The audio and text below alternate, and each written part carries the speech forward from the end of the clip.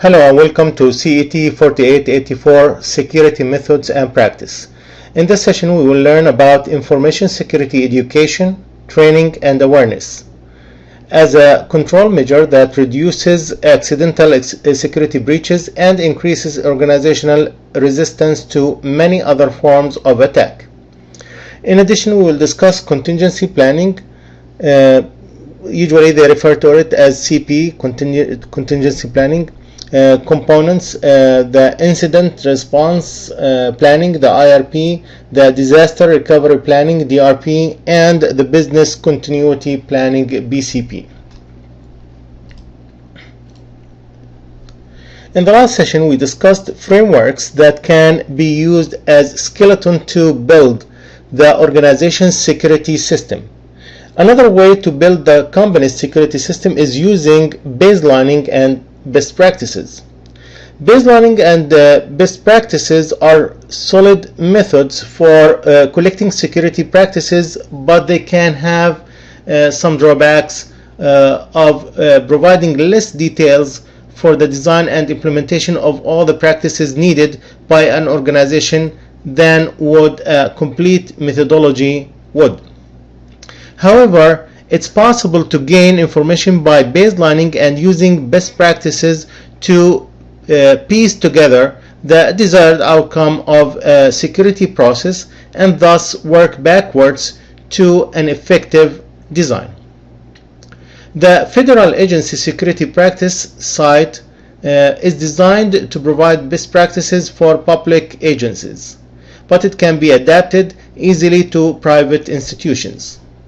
The documents found in this site, it's fasp.nist.gov, include specific examples of key policies and planning documents, implementation strategies for key technologies, and outlines of hiring documents for key security personnel.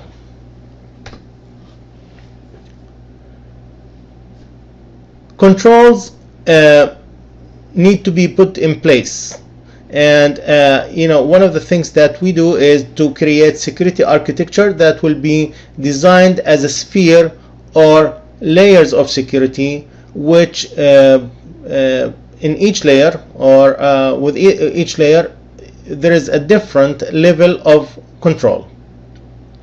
We have the management controls, which cover security processes that are designed by the strategic planners and performed by security administration of the organization. The management controls address the design and implementation of the security planning process and security programs. The operational controls that is more on the operational level, which deals with the operational and functionality of security in the organization. The operational controls cover management functions and lower level planning, such as disaster recovery and incident response planning. Operational controls also address personnel security, physical security, and the protection of production inputs and outputs. Technical controls address those tactical and technical issues related to designing and implementation security in the organization. Technical controls cover logical access controls like identification, authentication, authorization, and accountability. In this figure, it shows the sphere of security, which is the foundation of a security framework. The sphere of security represents the fact that information is under attack from a variety of sources. That's why it's a sphere, so you can see that the attack is coming from different places.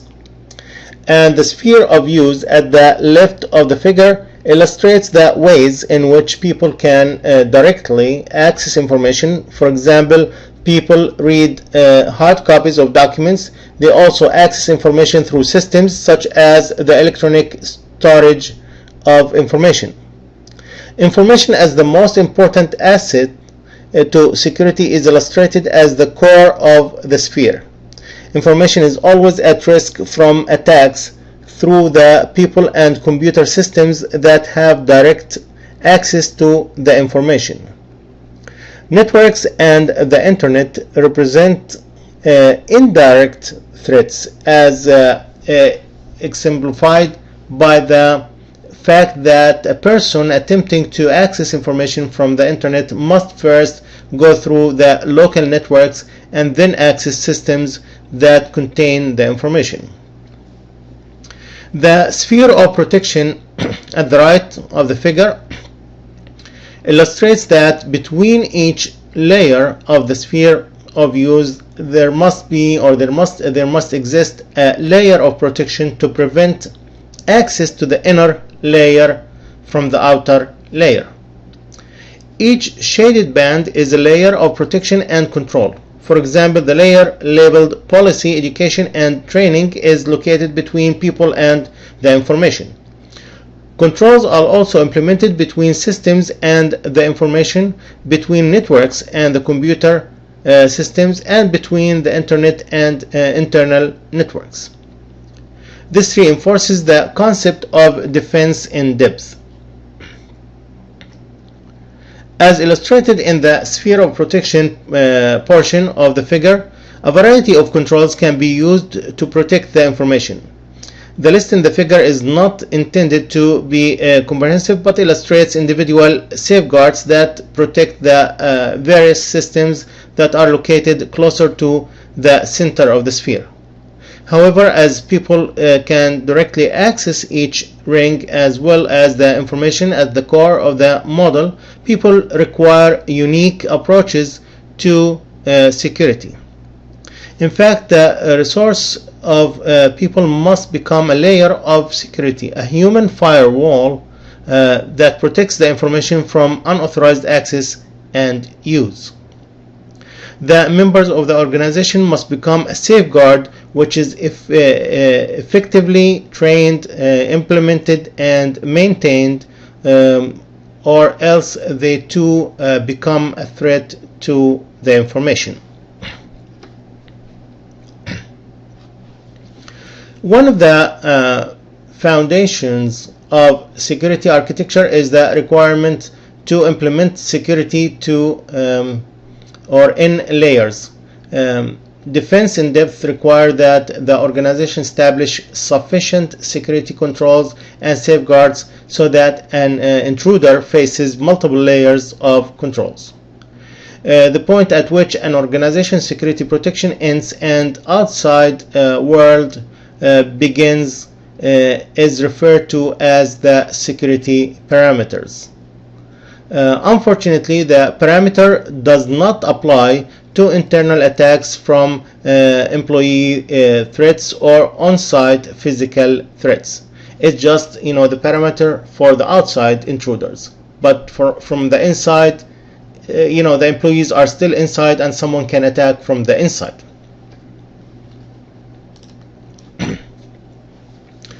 A few other key technologies components that are important to understand during the design phase of a security architecture are the firewall, proxy servers, intrusion detection systems, and the DMZs. A firewall is a device that selectively discriminates the information flowing into or out of the organization. And the firewall is usually a computing device or a specially configured computer that allows or prevents information from entering or exiting the defined area based on a set of predefined rules. And we will explain more about firewalls and proxy servers or VPNs in the next chapter. The DMZ, which is a demilitarized zone, is a no man's land between the inside and outside networks where some organizations place web servers. These servers provide access to organizational web pages without allowing web requests to enter the interior networks. An alternative approach is to this strategy is to use a proxy server or firewall. A proxy server performs actions on behalf of another system. When an outside client requests a particular web page, the proxy server receives the request, then asks for the same information from the true web server. In an effort to detect unauthorized activity within the inner network or on individual machine, an organization may wish to implement intrusion detection systems, or what we call IDS. There are two kinds of IDSs. We have the host-based IDS and we have the network-based IDS. The host-based IDS are usually installed on the machine the organization wishes to protect and to safeguard that particular system from unauthorized use by monitoring the status of various files stored on the system. The network-based IDS looks at patterns of network traffic and attempts to detect unusual activity based on previous baselines. Once we have policies written outlining the general security policy, there is a need to implement security education, training, and awareness, or what we call SETA programs in the organization. The SETA program is a control measure designed to reduce the incidence of accidental security breaches by employees. You educate the employees, you give them information, you post some awareness signs within the organization to make sure that nothing will be broken from the inside, or no breaches from the inside for the system. So that program or these programs are designed to supplement the general education and training programs in place and to educate staff on information security. Security education and training is designed to build on the general knowledge the employees must possess to do their jobs, familiarizing them with the way to do their jobs securely.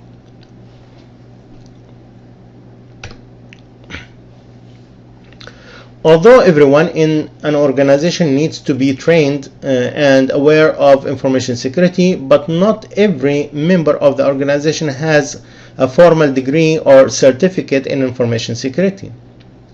With the support of management, certain individuals will be selected to participate in information security educational programs available from local institutions of higher or continuing education. And at Daytona State College, we have one of the programs, or we have courses, formal courses or coursework that covers information security, and at the end you can take these courses, take an exam, and be certified information security professional.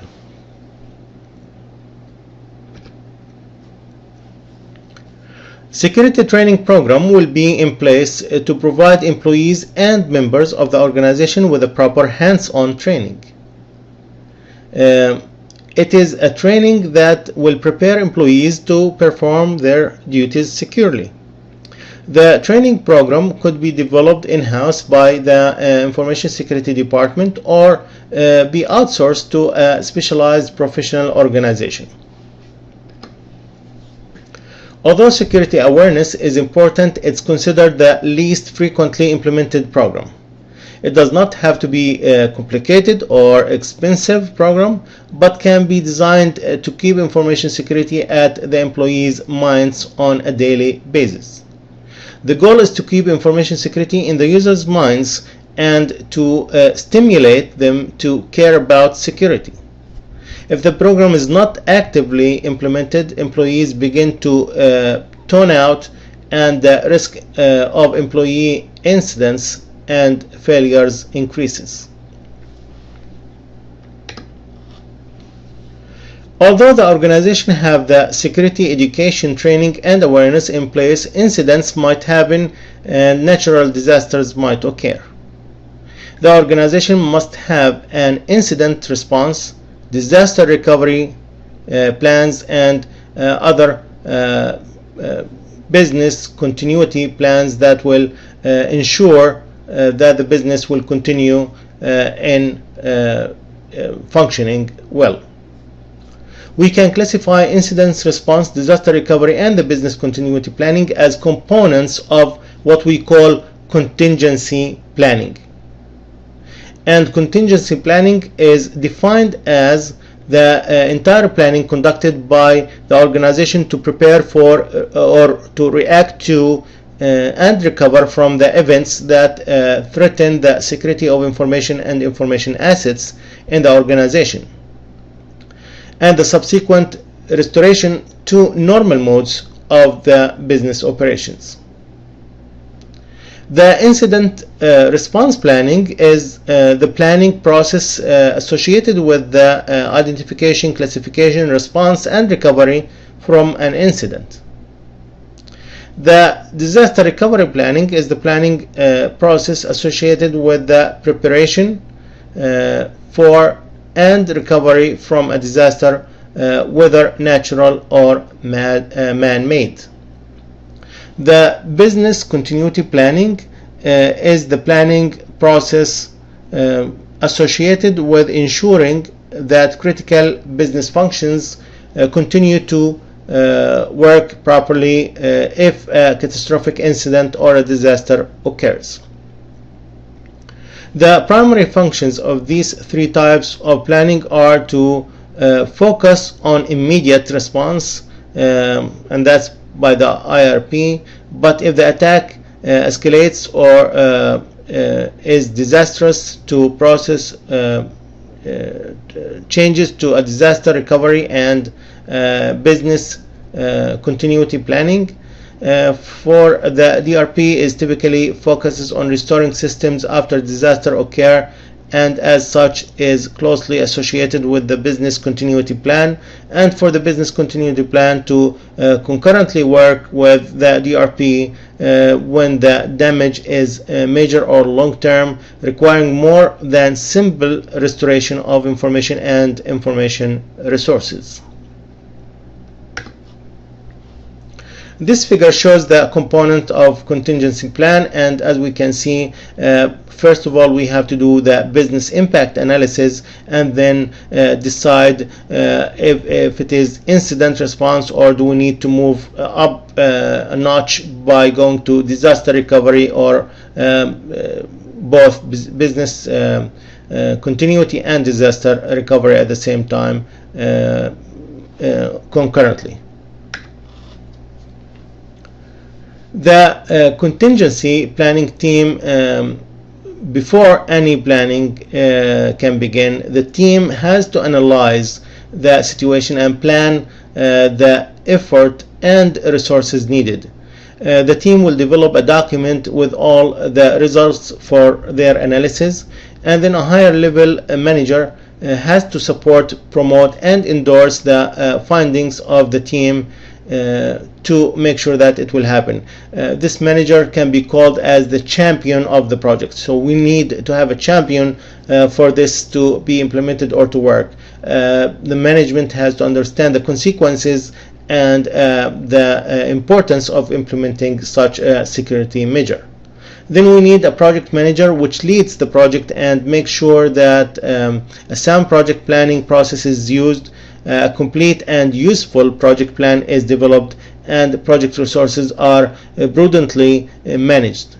Then we need team members that should be the managers or the representatives from the various communities of interest coming from different departments or different teams, and they know the business, they have information technology background, and some of them has information security background. So we will have a full team that can work with the analysis and coming up with the contingency plan. For the business analysis, the first phase in the development of the contingency plan process is the business impact analysis. So we need to see what will be the impact of the incident or the disaster on the company. And the business impact analysis is an investigation and assessment of the impact that various attacks can have on the organization, and takes up where the risk assessment process leaves off. The business impact analysis assumes that these controls have been bypassed, have failed, or are otherwise ineffective in stopping the attack, and the attack was successful. The question asked at this point is, if the attack succeeded, what do we do then?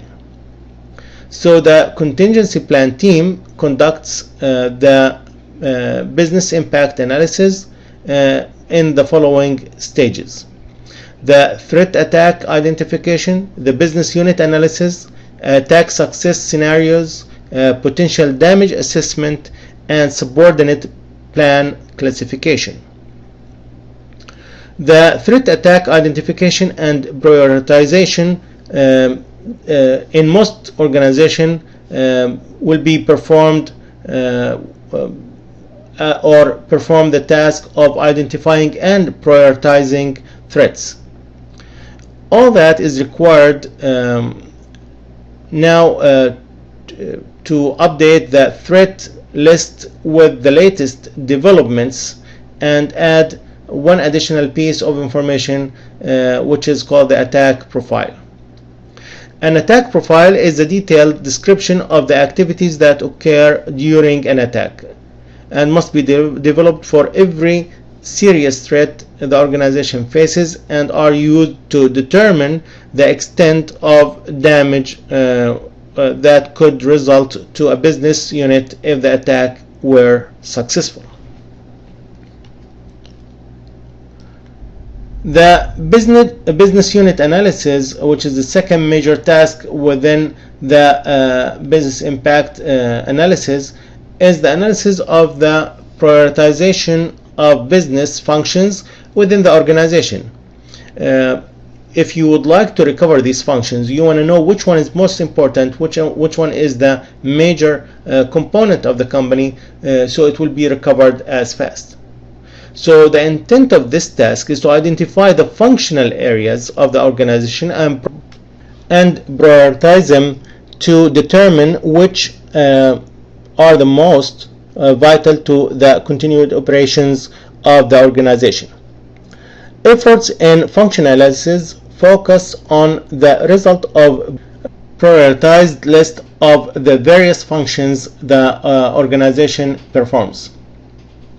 Attack success scenario development, which is the next in the business impact analysis, and the team must create a series of scenarios depicting the impact of a successful attack from each threat that could have on each prioritized functional area, with details on the method of attack, the indicators of the attack, and the broad consequences. Then attack success scenarios with more details are added to the attack profile, including alternate outcomes describing a best, worst, and the most likely case that could result from each type of attack on this particular business functional area. The potential damage, which is the assessment from the attack success scenario developed above, and the business impact analysis planning team must estimate the cost of the best, worst, and most likely cases. The final result is referred to as an attack scenario end case. The subordinate plan classification, once the potential damage has been assessed and each end case has been evaluated, a subordinate plan must be developed or identified from among existing plans already in place. These subordinate plans will take into account the identification of reaction to and recovery from each attack scenario. An attack scenario in case is categorized as disastrous or not. The qualifying difference in whether or not an organization is able to take effective action during the event to combat the effect of the attack. Incident response planning covers the identification of, classification of, and response to an incident. The IRP is made up of activities that are to be performed when an incident has been identified. An incident is an attack against an information asset that possesses a clear threat to confidentiality, integrity, or availability of information resources. Attacks are only classified as incidents or if they have the following characteristics. If they are directed against the information assets, if they have a realistic chance of success, and if they could threaten the confidentiality, integrity, or availability of information resources. The incident response is a set of activities taken to plan for or detect and correct the impact of an incident on information resources. Planning for an incident requires a detailed understanding of the scenarios developed for the business information architecture. The predefined responses enable the organization to react quickly and effectively to the detected incident. This assumes two things. First of all, that the organization has an IR program, which is incident response team, in place, and also they have the organization have the ability to detect the incidents, or they have the technology, the equipment to detect the incidents. The IR team consists of those individuals who must be present to handle the systems and functional areas that can minimize the impact of an incident as it takes place. The designated IR teams act to verify the threat, determine the appropriate response, and coordinate the actions necessary to deal with the situation. The military process of planned team responses can be used in an incident response. The planners should develop a set of documents that guide the actions of each involved individual reacting to and recovering from the incidents. These plans must be properly organized and stored to be available when, where, and in formats supportive of the incident response. The designated IR team acts to verify the threat, determine the appropriate response, and coordinate the actions necessary to deal with the situation. The IR plan must be organized so that the organization supports rather than impedes quick and easy access to the information needed. This can be accomplished through a number of measures, the simplest of which is to create a directory of incidents with a tabbed section for each possible incident.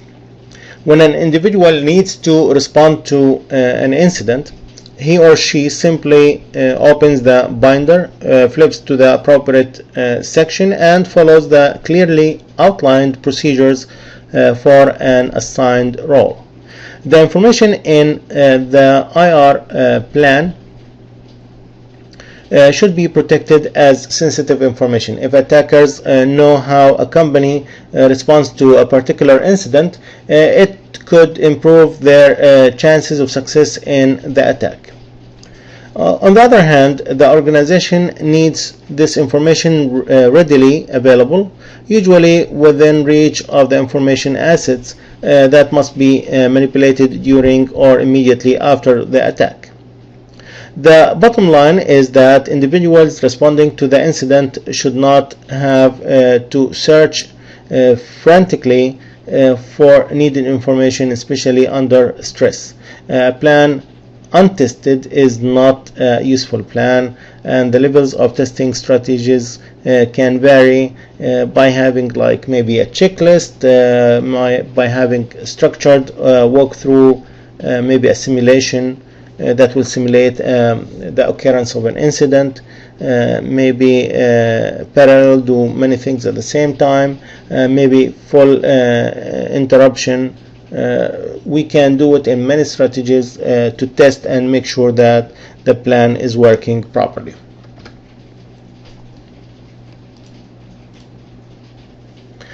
Individuals sometimes bring an unusual occurrence to the attention of system administrators, security administrators, or their bosses, and those entities, either system administrators or security administrators or bosses, they can report that, and the most common occurrence, which has the most complaints about technology support, or it's a major problem of the system, it can be delivered to the help desk, and again it will be reported to the upper management. The mechanisms that could potentially detect an incident include intrusion detection systems, both host-based and the network-based, various detection software, systems administrators, and even the end user. Only by carefully training the user, the help desk, and all security personnel on the analysis and identification of attacks can give the organization the advantage of quickly identifying the incident, or classifying if it's important or not, and reporting it to the upper management. Once an attack is properly identified, the organization can effectively execute the corresponding procedures from the IR plan. The incident classification is the process of examining a potential incident or incident candidate and determining whether or not the candidate constitute an actual incident, and then report it to management if needed. When does the incident become a disaster? In two situations: if the organization is unable to mitigate the impact of the incident during the incident itself, and if the level of damage or destruction is so severe in the organization that it cannot, the organization is unable to quickly recover. And the difference may be little difference between both situations. It's up to the organization to decide which incidents are to be classified as disastrous or disasters, and thus receive the appropriate level of response. The incident reaction consists of actions outlined in the IRP, or the incident response plan, that guide the organization in attempting to stop the incident, mitigate the impact of the incident, and provide information for recovery from the incident. In reacting in the incident, there are a number of actions that must occur quickly. This includes notification of key personnel, assignment of tasks, and documentation of the incident. One of the most critical components of incident reaction is to stop the incident or contain the incident scope or impact. However, sometimes situations prevent the most direct measures associated with simply cutting the wire. Before an incident can be contained, the affected areas of the information and information system must be determined. In general, incident containment strategies it focuses on two tasks: stopping the incident and recovering control of the systems. The organization can stop the incident and attempt to recover control through a number of strategies if the incident, first of all, originated outside the organization. The simplest and most straightforward approach is to isolate the affected circuit. Also, another strategy is using compromised accounts. The accounts can be disabled. This account can be disabled. If it's coming in through a firewall, then the firewall can be reconfigured to block that particular traffic. If the attack was using a particular service or process, the process or service can be disabled temporarily until it is reconfigured and known what's the problem, and maybe it needs update or it needs reinstallation. Using the organization system to propagate itself, and in this situation you can take down the particular application or server. The ultimate containment option, reserved for only the most drastic of scenarios, involves a full stop of all computers and network devices in the organization. The bottom line is that containment consists of isolating the channels, processes, services, or computers, and removing the losses from that source of the incident. Once the incident has been contained and or control of the system regained, then the next stage is to recover. As with reaction to the incident, the first task is to identify the human resources needed for the recovery and launch them into action.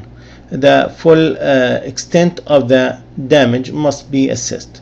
The process of computer forensic entails determining how the incident occurred and what happened. The organization repairs vulnerabilities, addresses, and shortcomings in safeguards, and restores the data and services of the system. Part of the incident response planning is to assess the damage caused by the incident and what needs to be done to fix it. To perform the assessment, the incident team need to review system logs, intrusion detection logs, and configuration logs and documents. In addition, the team will review documentation from the incident response and the results of a detailed assessment of the system and data storage. Based on this information, the IR team must begin to examine the current state of the information and systems and compare them to a known state. Related to the task of an incident damage assessment is the field of computer forensics, and computer forensics is the process of collecting, analyzing, and preserving computer related evidence. Evidence proves an action or intent. The computer evidence must be carefully collected, documented, and maintained to be acceptable in a formal or informal proceedings. Circumstances requires that individuals who look for the damage receive special training, and should it be determined that the incident is a part of the crime or may result in a civil action. While traditional systems were configured to detect incidents and then notify the human administrations, new systems can respond to the incident threats autonomously. These systems, referred to as trap and trace, use a combination of resources to detect an intrusion and then trace incidents back to their sources. Unfortunately, some less reliable administrators might even be attempted to strike back the hackers or the hacker's system to find out as much as possible about the hacker. The problem is that the hacker may actually move into and out of the number of organizations' system, and by attacking or by tracking that hacker, administrators may wander through other organizations' system. So the trap portion frequently involves the use of honey pots or honey nets, just to make sure that we are trapping that hacker, knowing the resource, and then just blocking the resource. We don't need to track it back, we don't need to strike back, just maybe isolate that source from intruding our system again.